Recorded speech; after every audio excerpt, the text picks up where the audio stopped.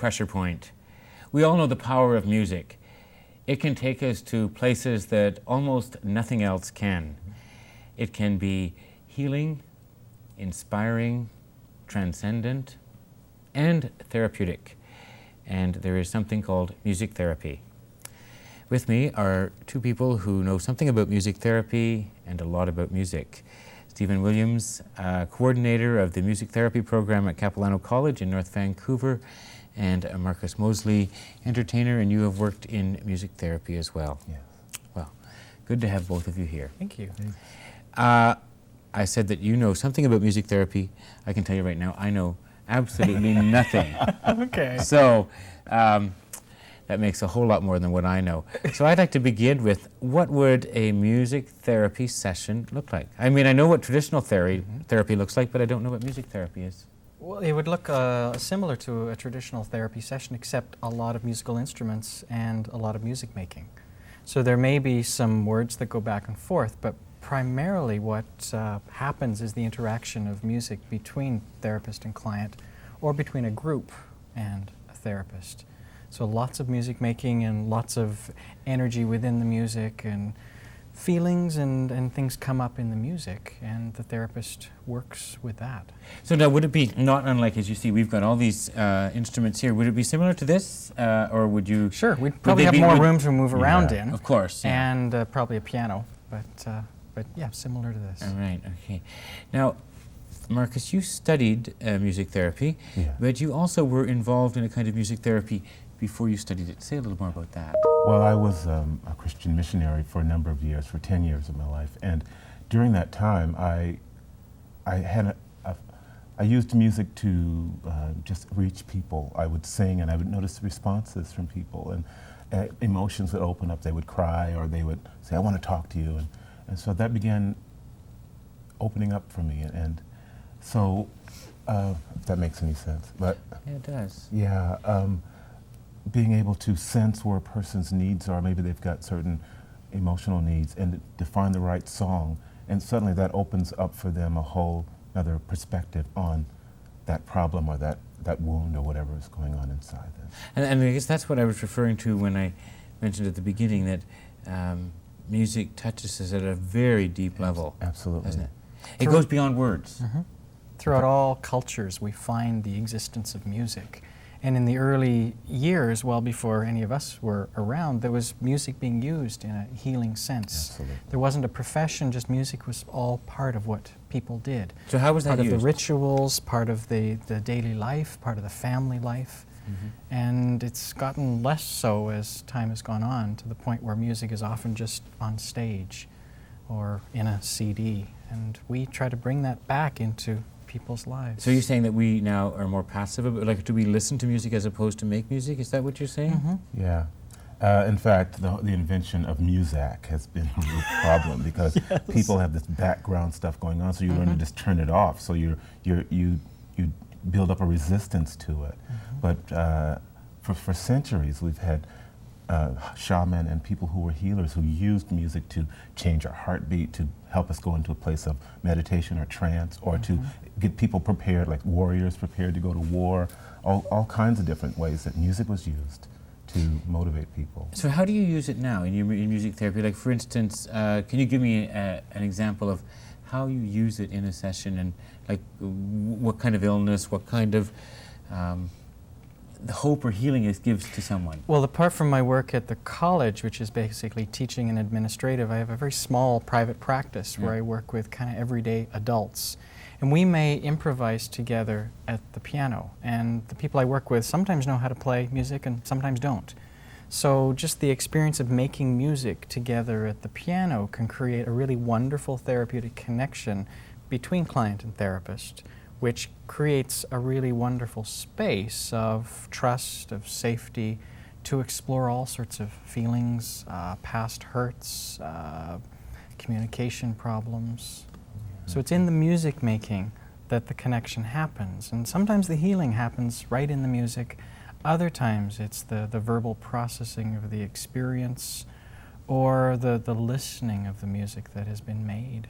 Yeah, one of the sort of basic tenets of music therapy is a belief that inside each person is what we call a musical child. It doesn't matter what state of mind you're in, if you are ill, if you're old or young, whatever, that musical child is still there. And it's the intuitive side of the music therapist who's able to see how to get to that place. Someone can be lying on a bed having a brain injury or something like that, where they are, on the outside they look as though they're in a coma, but you are able to find that place and get response from them. You can help them if they're in pain, for example. I worked in palliative care a lot with people who are dying. And for example, getting a guitar, playing open chords, and just sort of breathing with them, and then changing the rhythms, or letting them change the rhythms. And they're just lying there, but you're able to see that they're going with you, and you can take them to another place so that they're away from their pain for a short term. The breathing will go right. It's amazing. The breathing will go right along with you and what you're playing. So that says they are conscious. So that's one experience. That's one experience. And the contrast to that in the musical child, if you've ever watched children around music, it's just very natural. They move to it, they create rhythms, they sing to it. And somewhere in our socializing into adolescence and adulthood, a lot of us lose that creativity and that spontaneity in the music making. And we become afraid, and you know, we become inhibited and so on. And music's only for those who are performers. And right, and of course now, with CDs and everything is so perfect that, you know, we can be too hard on ourselves. Yes. I'd like to hear you can pick something here that we could use, and you could show me how this works. Because I don't know what to choose. Go first. If you could help me. Okay, You well, can help I'll me. just Let's head to the pretend- xylophone. Okay. Oh, that's we'll get to the CD later. Okay. So what do we do This here is now? an instrument that people don't need any talent to know how to play, because it's set out like a piano keyboard, and just finding notes without any worry or fear is part of the magic.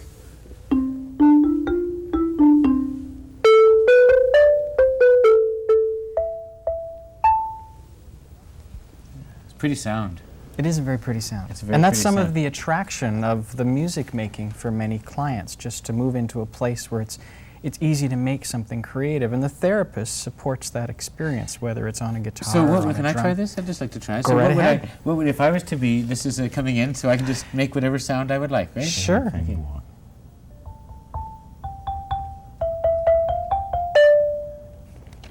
All right. Well, that's okay. And it's all right. And I got There's no nervous. I judgment was say it, but I got nervous. there's no judgment at all. No, I know, but I was getting ready to judge myself. Now, if this was a bigger space and we didn't have these bright lights on us, we both might grab drums to support your experience. So you'd sort of do that, and then we just would sort of, it's like being in a sort of improv sort of session, right? Totally. But then do we talk about it or what in therapy? Like, did I bring a problem with me? Of course I brought a problem, but I mean, did we talk about it? Sometimes clients do, and sometimes they don't know, but they can explore what's going on in the music. So if fear comes up in the music, we can either talk about it or go into another musical activity Sometimes you to don't need explore to the talk. fear or to move away from the fear. Yeah, and So sometimes, sometimes you just don't need to talk. need What to happens? talk. It's just so evident in the music. Well, or- like for example, working with an autistic child, for example, Mm-hmm. who appears to be in a total bubble, and they come into the room, and there's, say, for example, a big bass drum, and you start hitting the drum, right. and you get their attention, and they come over, and maybe they'll hit it, and so you have another drum, and you're hitting it, and they start. Next thing you know, you have this back and forth. You've made contact, whereas everybody's saying this child you can't get to, but they're playing off what you're doing because it's a safe place. yeah. Right. And they learn to trust. And there's a lot of different social skills that are. And an autistic child doesn't need to verbally process the Right, experience, because right. the experience is the music. Is the music. And Whereas so often children are so verbally processed that doesn't work for them anymore. and overly music verbally, I may. mean, so Yes. just, and of course then we can also hide behind our words as much too. Sure. Can't we? Some of us really good at words. Yeah, some of us are. Let's hear some more music. How about the ocean drum? Sure. Get ready, sound man. This has been used, like I said, in palliative care, but it's used in relaxation to help people get to a place of relaxation so that they can then maybe just sort of process things internally. And I hope I can do this right. Okay, now what do I hear there? These are, I'll show you what's in there. It has the skin on this side and there's little ball bearings in there. But that's incredible. As soon as you did that, I thought, I was like waiting for you to hit the drum. Oh, no. And it's an ocean drum. It's an ocean drum. Then they come in various sizes. Okay. But it just...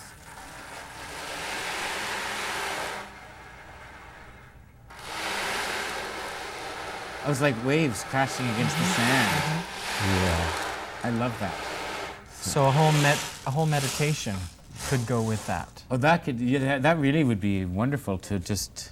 Yeah, See, that one I didn't want to hear stop. We've done it where we give them a sound bath, for example, which sounds funny, but the person lies there and we just go over the top of them and let them hear if they're lying in a bed or whatever. And it's a whole experience of just... Oh, that's wonderful. So, something else. I love hearing these. What about this? What's this?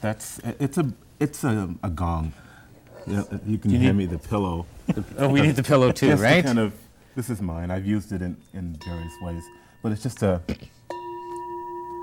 you can hear it on different sides of your head, for example. Oh yeah. You just sort of open up your awareness. If you want to talk about how different spiritual systems believe that it opens up your energy centers or whatever, however deep you want to go into it, but it's just a very pleasant sound. Okay, say a little more about what you were talking about, how different belief systems say it opens up different parts of us. Yeah, with music therapy, it doesn't ascribe to any particular spiritual belief system, but the principles are applicable in so many of them. Like, say, if you're from a Hindu point of view, for example, you believe in your energy centers called chakras, which are like there's 7 major ones. Right. And the belief that a sound purifies or opens up those channels of energy. And so, like, if you hear this sound, suddenly your mind begins to focus more clearly. You can just hear this one pure sound. That's beautiful. And then suddenly you can also begin to hear the harmonics in it. There's other sounds beautiful. going on at the same time. So. Great. Let's have one more, and then I've got a few more questions. Lots more questions, but one more. The drum there, or a rain stick? Rain stick. That's a South American invention. This is from And South America? It just looks like a stick, but... Right. Oh.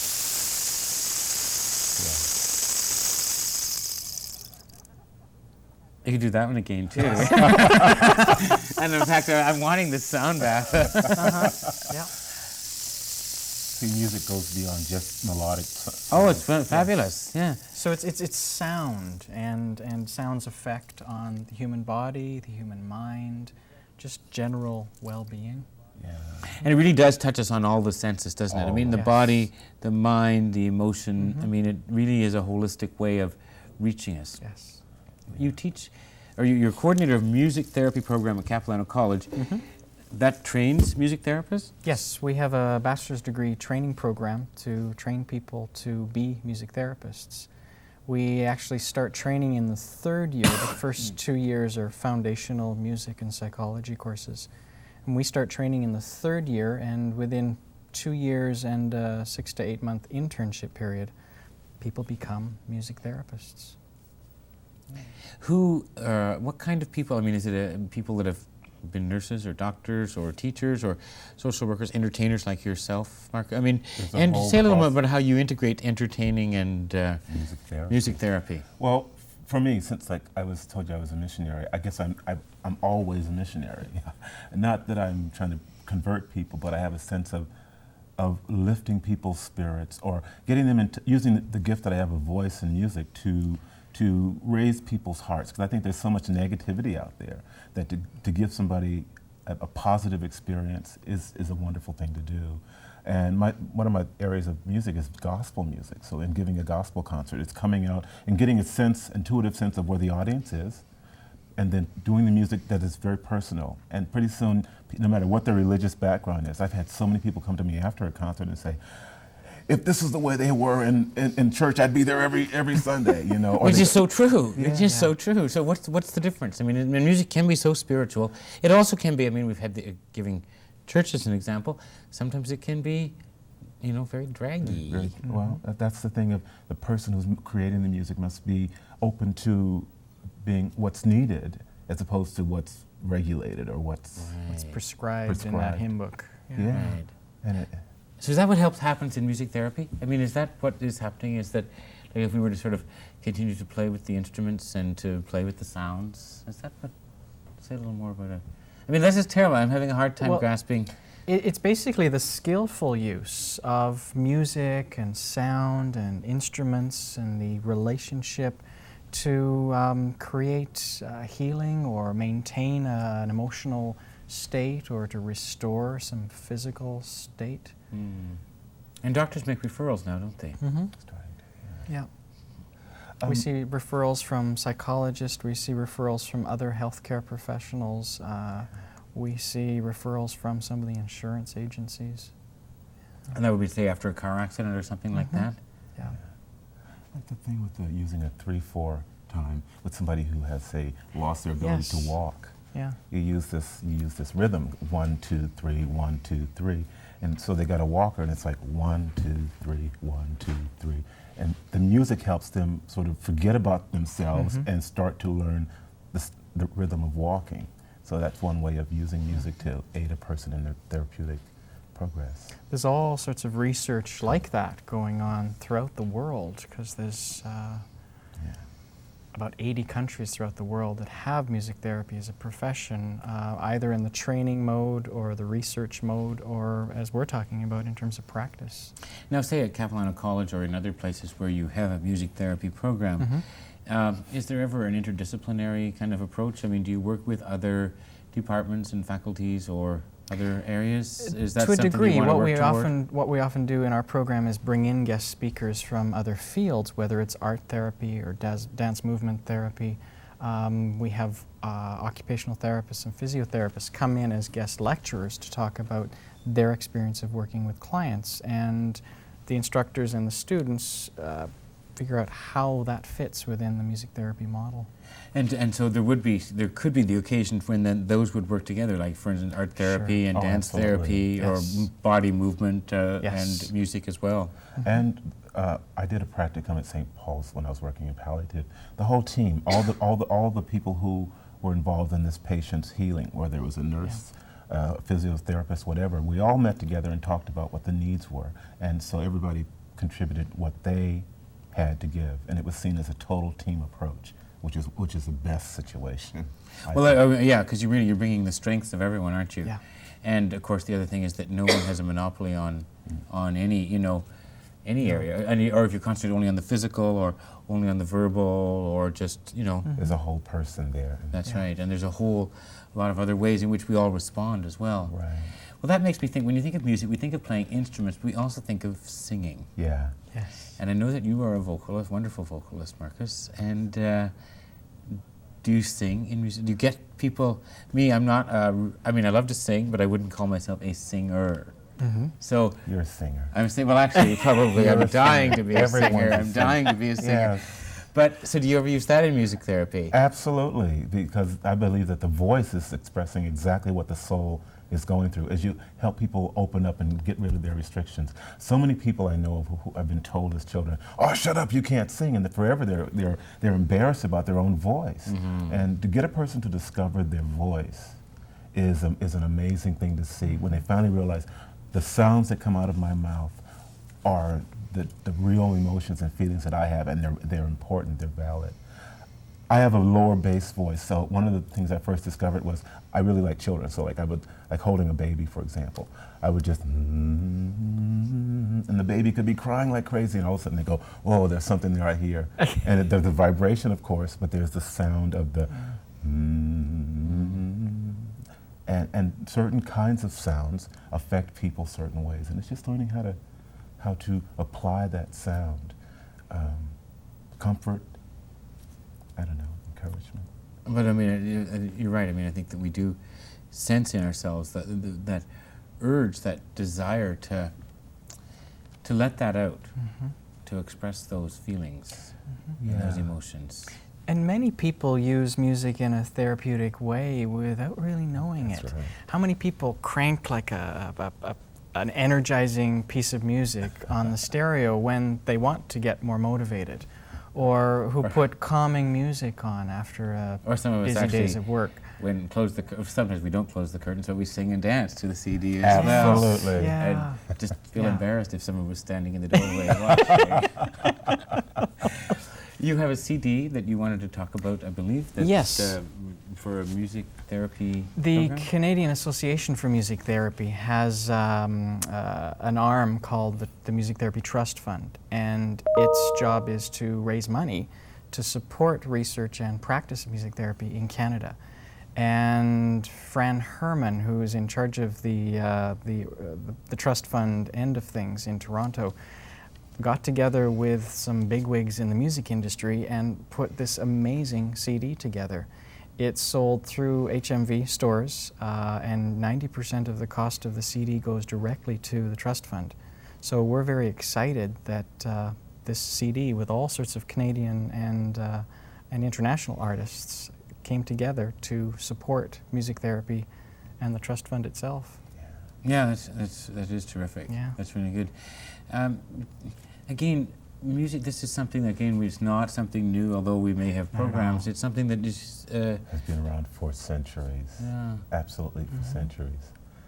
How did first, I mean, any idea how it first, not how it first started, but I mean how it was first, like in studying, how was it first expressed? Probably with the person who made the first verbal sound. You know, like when language first started being made, that a certain sound has meaning. And or somebody, for example, looking at animals, they give certain sounds that says danger or safety. And so that's a very, very primitive level. Or just the rhythm of tapping on a log. Yeah. The actual profession of music therapy started out of the Second World War, where veterans were coming back to large hospitals. They needed attention, they needed an outlet for some of their experience. And musicians in the hospitals noticed this amazing response to music on an individual and group level. And both in Europe and the United States, music therapy rose out of that curiosity and that interest. And the Canadian Association of Music Therapy started officially in 1976, I believe. So we're quite a young profession in Canada. But I mean, even still, though, I mean, if it arose from World War II, that means it's relatively young generally. Oh, yes. But then, of course, I suppose therapy itself, as we understand that, you know, is relatively young as well. How do people, sort of the psychotherapy, I mean, obviously there's been much longer people sort of using words and language and so on. Any kind of interaction between the two? Well, that's getting to a higher level of training, and we were very pleased last year when Open University created the first master's degree in music therapy in Canada. And the first group of 10 that have gone through that program, they were actually some guinea pigs prior to the start of the program, are graduating in this spring. So there'll be a whole bunch of new folks with master's degrees in Canada. It's at that level that more of the psychotherapeutic aspect of music can be used. And then there's the PhD level of training, which gets into research and furthering the scientific aspect of what we do. And there was a movie, of course, a few years ago, Awakenings. Yes. With Robin Williams. Yes. And I think Robert De Niro was in that, was he? I think so. I think he Can't was, remember. yeah. But anyways, and that's told the story of Oliver Sacks, who also uses music therapy. Yeah, I think people might remember the scene where the people are sitting in their rec room, and he puts on a certain kind of music, and nobody moves. But then he puts on another kind of music, and everybody gets up and starts dancing. And that may seem strange, but there can be that specific of a response to certain kinds of music. Yeah. And it opens up a gate of contact. And you know, we all do that. We do that in our homes, don't we? When we Yes. want to create particular kind of moods. Totally. You know, Sure. if you want people, you have something more upbeat. You have play something a little softer. But the difference is, I'm usually putting music on as opposed to creating it. Yes. Yeah. And that's what would happen if I was to go for my music therapy session, right? Creating the music. I would get to create the music and pick the instrument and create and sort of find out what they're all like. Yeah. And be in relationship to the music, and be in relationship with the therapist and with yourself. Yeah. Really. I mean, that sounds wonderful. Some of the things that you've seen that have maybe perhaps most impacted you in terms of people's change, anything that sort of stands out. I'm sure there's much, but anything in particular that from talking with people and having sessions. Okay, go ahead. I've got one. We were at I forget the name of the location where it's children with brain injury. What's the name of the place? Oh, anyway. Okay. A hospital, right? It's a therapeutic center. It's like more of a clinic, and there was a little young boy in a wheelchair who was totally paralyzed. Basically, I think he had severe cerebral palsy, and he was just he's sitting like this, and we started playing some music, and he was able to sort of rock his head in rhythm with the music, and you could tell that he was enjoying it, and he was getting, not agitated, but you could see that he was getting excited about the music, but he had only the ability just to like move his head.